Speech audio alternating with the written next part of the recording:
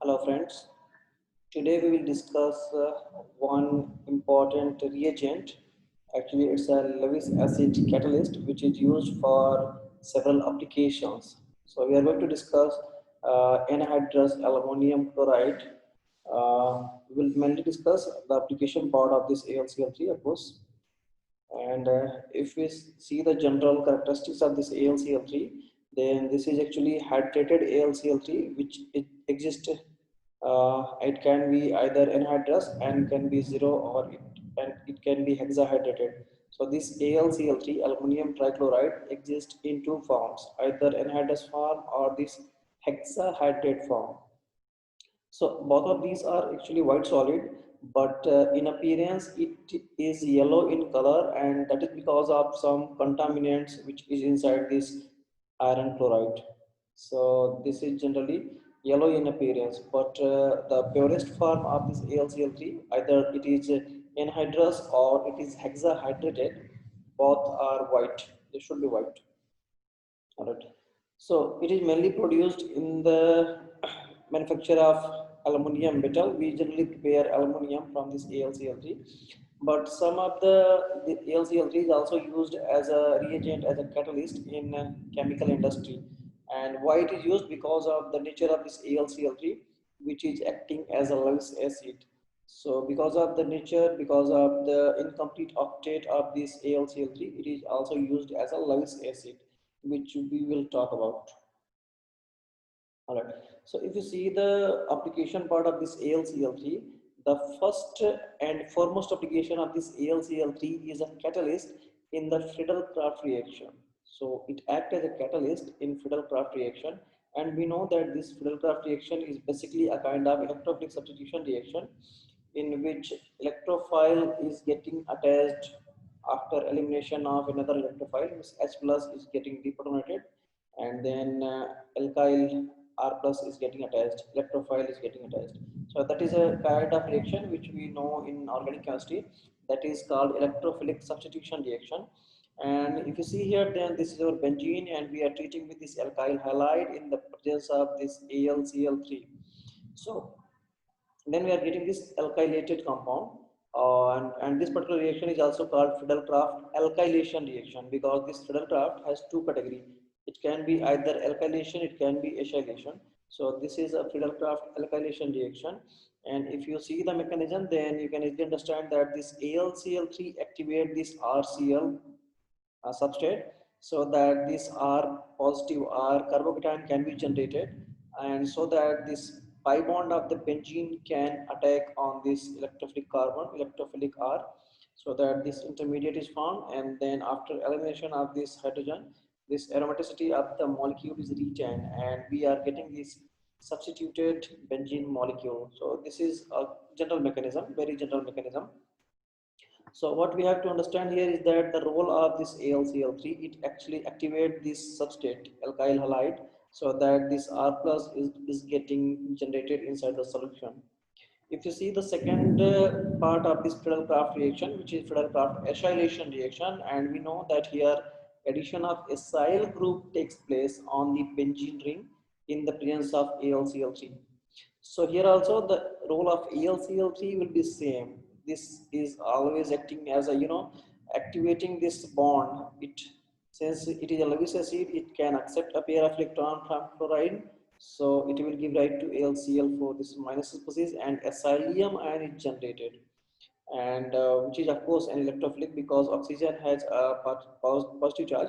Then we can easily understand that because of the difference in electronegativity, of course this carbon have a partial positive charge, and this oxygen will have a partial negative charge, and because of this nature, the double bond of benzene will attack on this carbonyl carbon.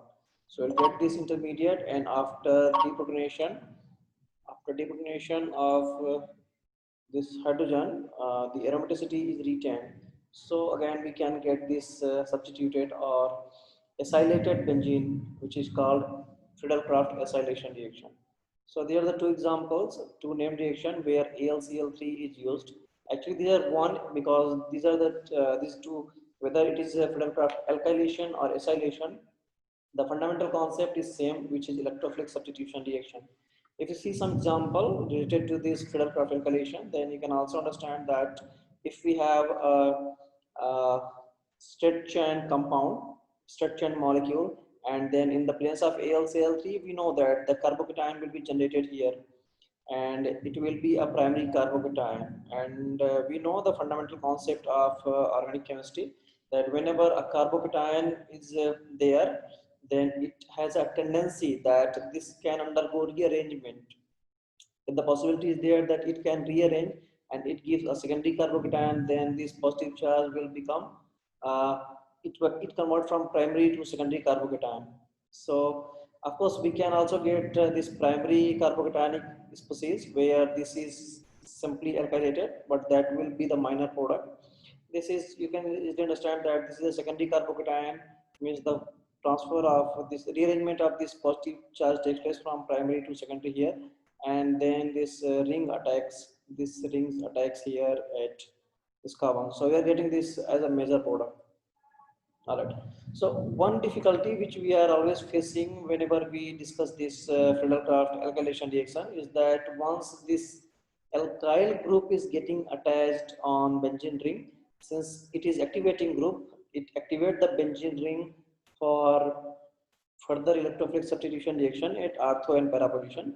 So we are also getting some other side products where alkylation takes place at ortho and para position. So we are getting number of products in this type of examples. So this is also one of the big disadvantage, but that is a Friedel-Crafts alkylation.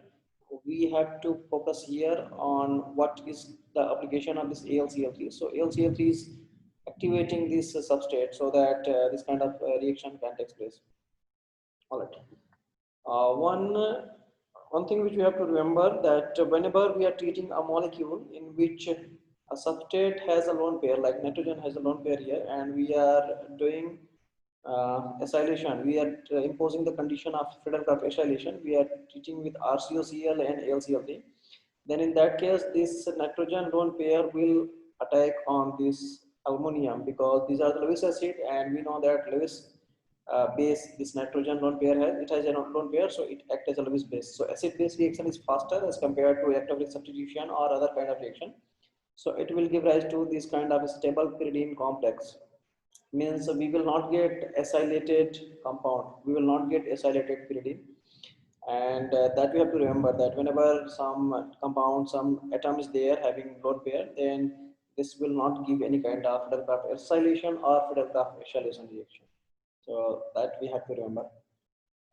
The second application of this AlCl3, anhydrous AlCl3, is that it can be used as a catalyst in Gattermann-Koch reaction. And we know that this Gattermann-Koch reaction is basically a reaction in which aromatic compound undergo formylation, addition of formyl group takes place in the aromatic molecule. So this is the fundamental reaction of Gattermann-Koch, and here we are using this AlCl3 as a catalyst. So what happens is that whenever we treat this Cu and HCl, then they will react with each other, and they will give rise to HCOCl type of intermediate. And once we are adding this AlCl3, then this AlCl3 will activate this HCOCl complex which is formed here. And because of the activation, this carbon will become more electrophilic. So this double bond can now attack at this carbonyl carbon. So that is the role of AlCl3. And here this copper iodide is also there, which is also acting as a co-catalyst. But we will discuss on mainly here AlCl3. So it is activating, basically it is activating, you see here, activating this HCOCl complex, so that the attack of benzene ring can take place on this electrophilic carbon, so that the yield of the product we are getting is higher. So this is the formulation which is there in the Gattermann-Koch, and we are using this introduction of aldehyde group in the benzene ring. All right. One more named reaction which is very well known is Gattermann formylation reaction, and it is also known as Gattermann reaction, which is very similar to this Gattermann-Koch reaction. Only difference is that in this Gattermann reaction we are using HCN and HCl. Here we are using carbon monoxide and HCl. And in this Letterman reaction, we are using HCN instead of carbon monoxide. Then again, we are getting this kind of complex HCCl and H. That is understood because this HCl will getting react with this molecule, and we are getting this compound. Now, what is the role of AlCl3? Again, here this AlCl3 will bind with nitrogen, then it will activate. It will make this carbon more electrophilic, so that here the positive charge, partial positive charge, can be generated, and then this pi bond of benzene can attack here at carbonyl at this carbon, and then excuse me, and then we will have,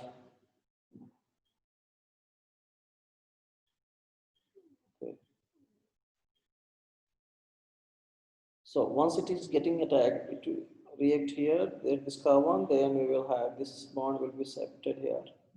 And once it will revert back, then this fluoride will be eliminated. So we are getting this eliminated fluoride. And in the next step, we can easily understand that what happened is that this hydrogen is getting attached here. One hydrogen which is eliminated from here, it will getting attack here. So this kind of salt will be formed, and once we are adding water, we'll get this aldehyde. So in these two reaction, in either it is Gattermann reaction or Gattermann formylation or Gattermann-Koch reaction, but in both this reaction we are getting formylated benzene derivatives. Only the condition is different. Here we are using CO and HCl, and here we are using HCN and HCl. Of course, AlCl3 is used in both these cases. So that has to be remembered. And next use of this AlCl3 is that as a catalyst in reaction. And we know what is called in reaction. Actually, it was discovered by Kurt Elder in 1943. And he has shown that if a reaction is carried out between an alkene having allylic hydrogen and a compound having multiple bond, which is called enophile, then hydrogen transfer in such a manner that 1,5 hydrogen shift takes place. So this is a condition which is observed when we have a two substrate, alkene having allylic hydrogen, and a enophile having multiple bond having electron withdrawing group, we can say. So one is usually electron rich, one is electron poor, and in that case the hydrogen undergo 1,5 hydrogen shift, and we are getting a compound. Like you can understand this particular example, this particular statement from this example. Like we have this compound, and this is hydrogen. You can see here allyl hydrogen here. So this will be called ene. It can be alkene, it can be alkyne, it can be alene, it can be arene, it can be carbon heteroatom, like here carbon heteroatom. So we'll talk about it. Carbon heteroatom is not shown here. So we'll talk about it. So then enophile is here, which is basically electron poor species. So in that case, what happened? If numbering is like we are giving numbering 1, 2, 3, 4, 5. So then you can easily understand that hydrogen from here is it is getting transferred, and from position 1 it is getting transferred to position 5. So that's why it is also called 1,5 shift, and it is a very simple cyclic addition reaction. We know this in pericyclic, we know this kind of reaction or how the reaction takes place. So AlCl3 is acting as a catalyst in this reaction. It acted as a catalyst so that the transfer of hydroxide, this hydrogen is faster as compared to uncatalyzed reaction. So also you can see also here from this one, actually this bond should be shown like here, that this is like this, and then this bond is getting broken, and then this is new bond which is generated here. So here OH is formed, ketone is getting converted into OH. Similarly, we have another example. Hydrogen is getting transferred from here to here. You see here, hydrogen is getting transferred. This double bond is shifting here at this position. So we have this CH3. This CH3 is free. You can see here. You can see easily. And then we have this double bond which is generated here. At this position, we are getting new double bond, which is this one. And then this double bond will getting attached with this carbon. So this double bond will attach with this carbon. So this is the new bond which is formed in between. So this will be the major product. As you can see, if we are using AlCl3, we are getting 61% of this compound. We are not getting any other compound. So we are getting almost exclusively this in product. So that is why it is important. AlCl3 act as a catalyst in reaction. So that was the third application. And of course, it can in reaction can be intramolecular. Here we have, you can see allylic hydrogen is here, then alkene is here, then this can undergo rearrangement and give rise to this kind of compound. So this is called intramolecular in reaction. So that was the third application. First one was Friedel-Crafts reaction, then second one was this Gattermann reaction, Gattermann-Koch and Gattermann formulation. In both these two reactions, we are using AlCl3, and then we are using this AlCl3 as a catalyst in reaction. And now we are moving to fourth application in which this AlCl3 is acting as a catalyst. If we have to add halogen, especially bromine, if we are adding on this ketone compound, then this can be facilitated, this can be activated in the presence of AlCl3. How? This AlCl3 will form a bond, this will activate this oxygen because oxygen has lone pair and this AlCl3 is actually Lewis acid. So it will activate this bond. How? Activating this alpha hydrogen. So this alpha hydrogen will getting shifted here and this double bond will getting migrated here. Now after reverting back, it will give rise to bromination. It will attack on this bromine so that alpha bromide will be formed. So this is interesting, means we can do this kind of substitution reaction in the presence of AlCl3. This AlCl3 activate this alpha hydrogen. We are not using any strong base or something to remove this alpha hydrogen. Even in the presence of AlCl3, this kind of halogenation, alpha halogenation of ketone can be carried out. So that is interesting. So similarly, we have some other example. We can do this kind of electrophilic substitution reaction on aromatic compound in the presence of AlCl3. We can do, the mechanism is very simple. Once we are adding this AlCl3, it will activate, since it is a Lewis acid, so it can accept the lone pair on bromine and it will activate this bond. So once it is activated, then this double bond, this pi bond of benzene will attack on bromine. It will give rise to this carbocanic species, and after elimination of this H plus, we will have this compound. So these are very simple. And if there is simple bromination of any alkene, then we know that this is a category of reaction which is called electrophilic addition reaction, in which electrophile, this benzenes are getting added. So the stereochemistry is trans and all. We know this things, but here we are discussing this AlCl3. Then we can get this electrophilic substitution product once we are using this AlCl3. All right. So we have discussed the general characteristics of this AlCl3, and we know the application of this AlCl3. The next reagent we will discuss is Fenton's reagent, which was discovered by Henry John Hartman Fenton in 1890s as an analytical reagent. And Fenton reagent is basically the mixture of FeSO4 plus H2O2. Actually, it is a mixture of compound in which iron exists in second oxidation state. Most commonly, we are taking this FeSO4 with H2O2. This mixture is basically used to oxidize contaminants in water and wastewater. If there is some organic contaminant, then this reagent has a tendency, it is a strongly oxidizing in nature, so it can oxidize these contaminants in CO2 and water. So we can get rid of contaminants. So that's why it is used. You can also it can also destroy organic compound if there is trichloroethylene or it has perchloroethylene. So it can destroy, because strong oxidizing nature of this reagent. So that's why it is important. And if you see the basic chemistry of this Fenton's reagent, then this Fe plus 2 compound, which we have discussed, that it is a mixture of Fe plus 2 and H2O2. Then this ferrous ion is getting oxidized into ferric ion, and it will give rise to OH radical and hydroxide species. So these are the species which are formed once this uh, ferrous ion reacts with H2O2. So this was first suggested by Haber and Weiss in 1930, and on his honor, it is also called as Haber-Weiss reaction. This step 1 reaction. This is also called Haber-Weiss reaction. This was first suggested by the scientist. And later, what could be happen is that this Fe plus 3 generated can react with another molecule of H2O2. So it will give rise to, again, this ferrous will be regenerated from ferric, and it will give hydroperoxyl radical and H plus. So if we write the net reaction of these two, then you can easily understand that the Fe plus 2 and Fe plus 2 will be ruled out, Fe plus 3 and Fe plus 3 will be ruled out. Then we have 2H2O2, which is getting converted into OH radical, hydroperoxy radical, and H2O. So these are the species which are formed. This is the net reaction of this Fenton's reagent that we have to remember. All right.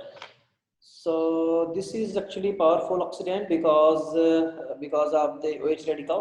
It has a lot of property and it can oxidize contaminants. We talked about it, but the exact mechanism of this redox cycle is very unclear till date. So this is something interesting, and we can work on this cycle, how this regenerating, because here you see here that Fe plus 2 is getting converted into Fe plus 3 by H2O2, and again then Fe plus 3 is getting regenerated into Fe plus 2 by H2O2. So this is interesting.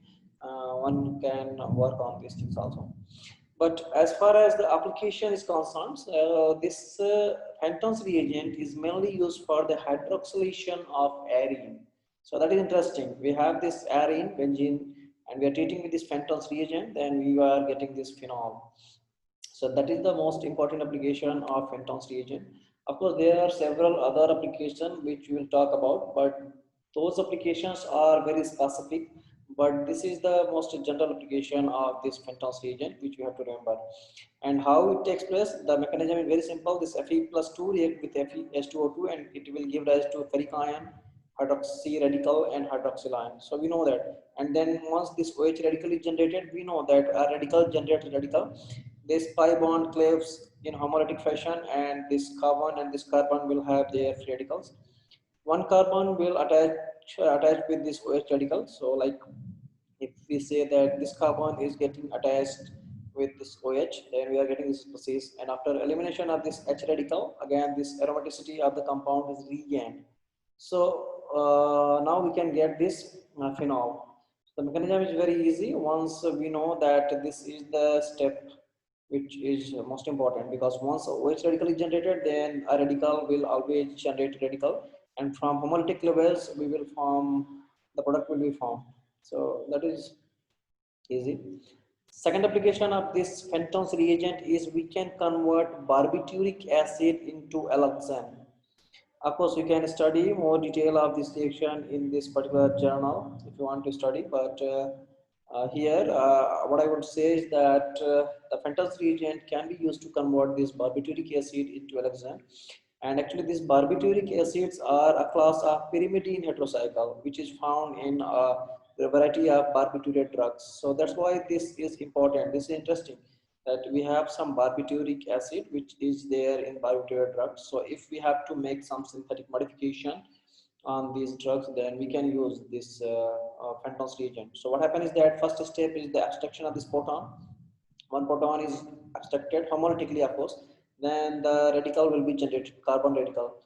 Then this radical will react with the OH radical, and then it will give rise to this dialuric acid. This is called dialuric acid.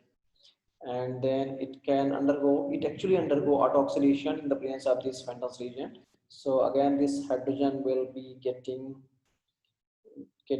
homolytic breakdown of this bond takes place, and it will have this bond. And after that, this OH will break homolytically. This bond will break homolytically, and this substitutable bond will be generated. So in summary, if you see, then what is going on exactly is that we are converting CH2 into C double bond O. Alkyl, this is alkyl group is getting converted into carbonyl group. So this is interesting.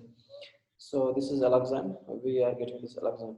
Third application of this Fenton's reagent is we can convert this glycerol into glycerose, and this glycerose is basically a mixture of glyceraldehyde and dihydroxyacetone. So here you can see that here in this particular case, this primary alcohol is getting oxidized, and in this particular case, in case of dihydroxyacetone, this secondary alcohol is getting oxidized. So we are getting these two oxidized product, and we are generally getting these two products in the form of a mixture, and the mixture of these two is called glycerose.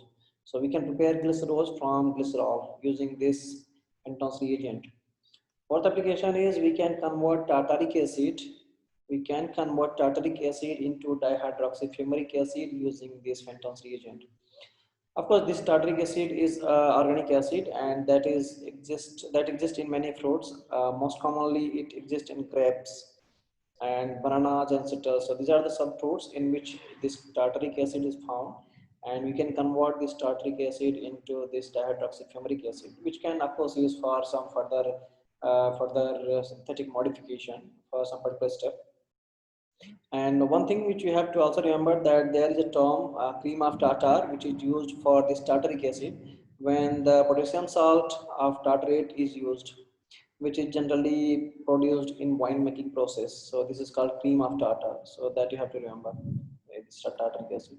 So this is the fourth application, and the last application of this Fenton's reagent is hydroxylation of salicylic acid.